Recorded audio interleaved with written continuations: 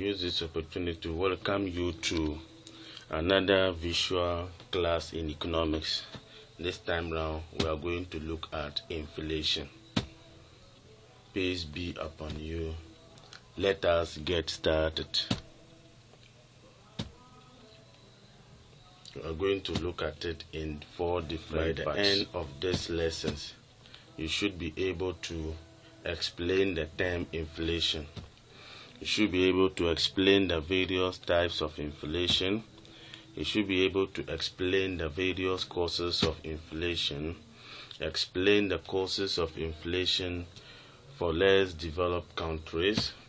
You should be able to explain the various effects of inflation, identify and explain the measures for controlling inflation.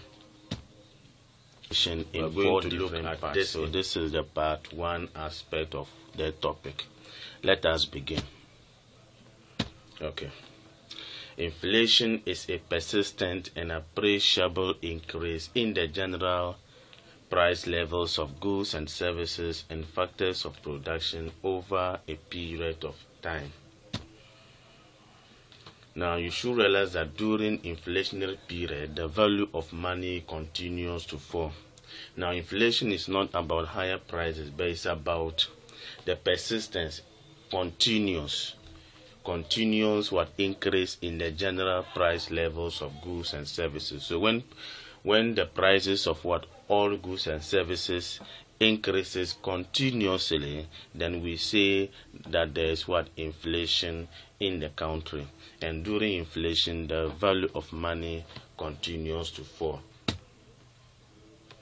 which means that a higher price, which means that continues to fall, which means that the value of goods and services that you the basket of goods and services that you purchase will be lesser than what you purchase from before. Let us look at the various types of inflation. The first one has to do with creeping or moderate inflation. Here, the general price level rises gradually but steadily. It is not so serious, and sometimes it is not noticed, since people can manage with it. The rate is between 1 and 4%. So when the rate of inflation is about 1 and 4%, then that is what we call creeping or moderate inflation. Let's look at the second one. Suppress or control inflation is where the price increase is a little bit faster than that of creeping inflation, but it can be controlled or managed by appropriate government policies. It is mostly caused by excess aggregate demand over supply. So when demand is more than supply, the kind of inflation that comes can be controlled, and this is what we call suppressed inflation. Let's look at the third one. Hyper, galloping, or runaway inflation.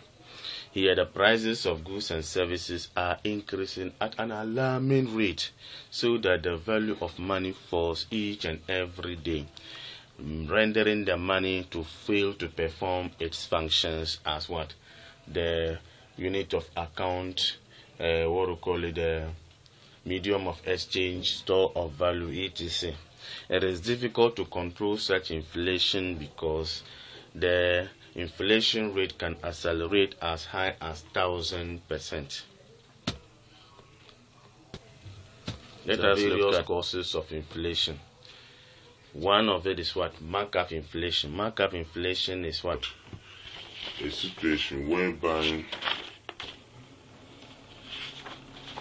markup inflation is a situation whereby entrepreneurs deliberately raise prices of goods and services in order to increase their profit. 2. Bottleneck inflation is caused as a result of the bottlenecks in the production process, such as corruption, poor transportation network, long distribution chain, etc. in the production process. Because all these bottlenecks comes as a cost, and the entrepreneur will add what we call it, all these costs to what to make up the price. Imported inflation. Imported inflation comes as a result of a country importing goods from another country which is experiencing inflation. So when a particular commodity is having inflation in a particular country, any attempt to import such goods into the country will also bring about the inflation. Demand pull inflation. Here it is caused as a result of aggregate demand exceeding aggregate supply, or total demand for goods and services exceeding what the economy is capable of producing. This is explained with a diagram in the coming slides. Now here what happened is that whatever the economy needs is more than what the economy is able to produce. So therefore there will be shortages in the system, and this shortage will force producers to increase prices, leading to something what we call inflation. The next type is what we call cost push inflation. This is caused by increase in prices of factors of production or inputs, which tends to push up prices. This is also explained with a diagram in our coming slides.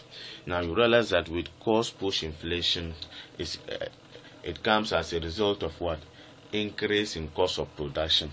Now producers normally use inputs in production, so when the prices of these inputs are higher in the cost of production, they will want to add all these costs into their pricing, making prices to be higher.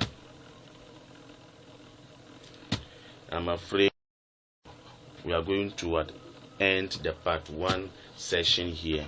So we meet again in the part 2 session. I wish you all the best. Bye bye.